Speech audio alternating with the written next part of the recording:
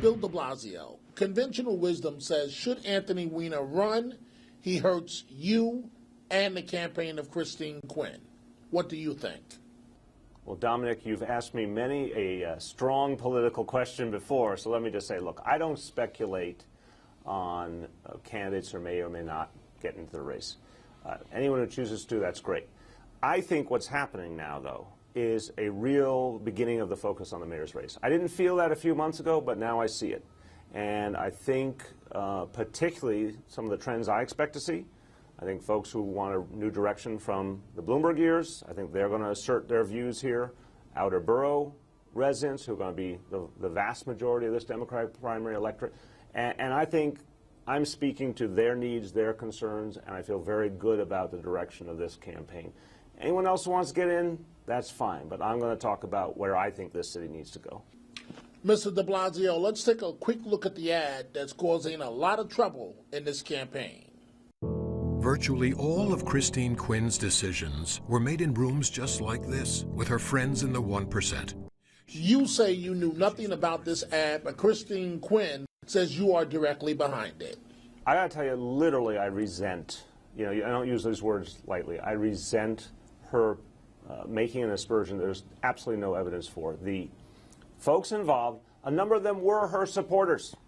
This is the part she leaves out of the discussion. They were people who gave her large sums of money and then became profoundly disillusioned with the way she abandoned progressive values.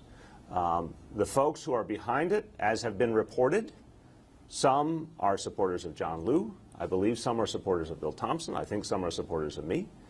They have a right under the law to do this. I, as much as anyone, would like to see continued campaign finance reform, but right now these folks have a legal right to do this, and they are expressing their anger on paid sick days, on living wage, on term limits, all the things where she let down progressive values. And instead of claiming I had something to do with it when I did not, she should answer the substantive issues that have been raised in this advertisement. Is she qualified to be mayor of New York City, in your opinion? I think her policies are wrong for New York. I think her approach is wrong for New York. I mean, she's obviously been willing to violate the democratic process, first with the change in term limits, which, as you know, I led the opposition to in the city council. I think she made a deal with Bloomberg. One of the great backroom deals in the history of a city that's had a lot of backroom deals, took away the people's democratic rights. She did it again on paid sick days, holding up a vote for 3 years on something that would have affected 1 million people. That's not leadership to me. I think she's in the wrong place on the issues, but I also think she does things in a way that really violates the principles of our democratic process. But, Mr. Public Advocate, backroom deals, those are very strong words. Oh, I don't think they're particularly strong words. I think it defines exactly what happened. In the end, she made a deal with Mayor Bloomberg. And, the mayor wanted a third term. And she was willing to ignore the will of the people as expressed in 2 different referendums. And she said the other day in Brooklyn, by the way, there was a forum maybe a week or so ago in Brooklyn.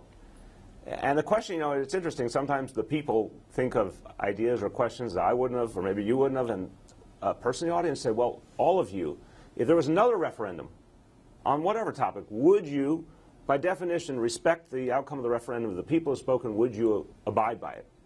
All the Democrats said, yes, we would, except for Christine Quinn. She once again said, if I disagree with it, I go my own way. And she claimed that was leadership. I claim that is unwillingness to listen to the people and respect the will of the people.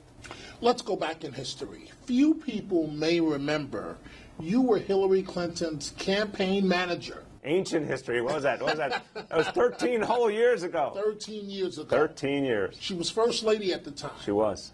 And decided she wanted to make history and go to the U.S. Senate. And you ran that entire successful campaign. Yes.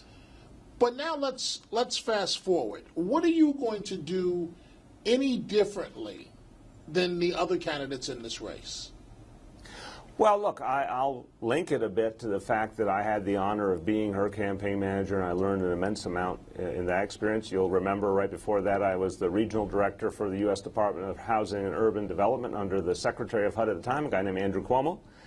And I think I've had the opportunity to work very closely with some of the greatest talents in this country.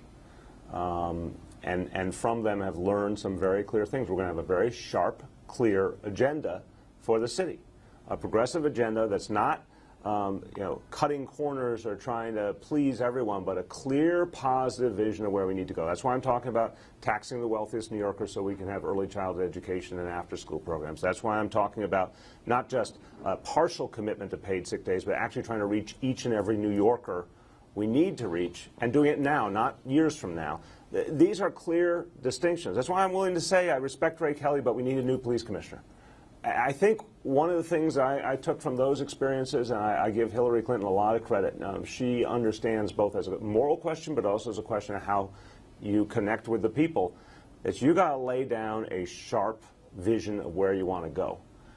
So I've put that out there. I have to say, some of the other candidates seem to be dancing around on some of these issues or unwilling to take the bold position. I mean, obviously, Quinn, 3 years she wouldn't move paid sick days, then suddenly she wants to celebrate a compromise and a watered-down bill. Bill Thompson couldn't even decide what stance to take on paid sick days until about a month ago. Those are real differences. It sounds like you and Christine Quinn don't really like each other. It's not a question of personal feelings. This is someone I've worked with for over 20 years. By the way, when I first worked with her, it was when I was working for Mayor Dinkins. We were both members of a task force that was helping to put together the executive order on domestic partnership toward the end of the Dinkins administration, something I'm very, very proud of.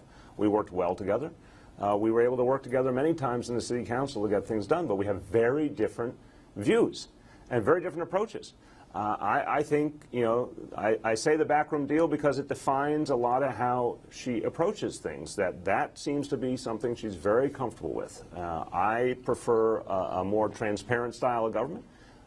Clearly, she has done the bidding of the business community on many occasions lately. Paid sick days, living wage being great examples. She opposes a tax on the wealthy. She's been willing to enable Michael Bloomberg on a host of things. Term limits is the most dramatic, but a lot of his education policies as well. I disagree fully with that. I also don't think it's the place of a legislative leader to decide to defer constantly to the executive. I think a legislative leader is supposed to create a check and balance on the executive. Nowhere was that more clear that we missed that than in the case of term limits. So we have real differences. I respect her. She's smart. She's hardworking. I respect her. But I have a very, very different approach to this work. What is the legacy of Mayor Michael Bloomberg? Mixed. I talk about tale of two cities in terms of where we are now. Sharp differences that we have to fix and create a unity among in this city. We can't have the rich getting richer, the poor getting poorer. It literally is happening every day in this city. We can't have some schools that work and so many others failing our kids. We can't have some communities where police-community relations are good and others are deeply troubled. That is all part of the Bloomberg legacy. But within the Bloomberg administration, there is a tale of three terms. A first one that was actually in many ways good and promising. A second one where he made the decision to change term limits, which was downright immoral. A third one where it's been a listless administration without a lot of vision, with some accomplishments. Roosevelt Island Applied Science Center is a great thing. I agree with the mayor on a lot of his public health policies and a lot of his environmental policies, but I think he's gone astray on schools. He's gotten focused on attacking teachers. He's dismissive to parents. He's obsessed with standardized testing. He's really missed the boat on schools. He has not responded to the economic crisis. He opposed paid sick days. He opposed living wage. To me, the promise of his first term never got realized. Would you be surprised at the end of the day if Anthony Weiner is the Democratic nominee for mayor? Dominic, you and I have known each other, I think, 15 years or more. Nothing shocks me. Nothing shocks me. So I'm not going to comment on a hypothetical, but I will say as a question of New York City life and politics, nothing shocks me.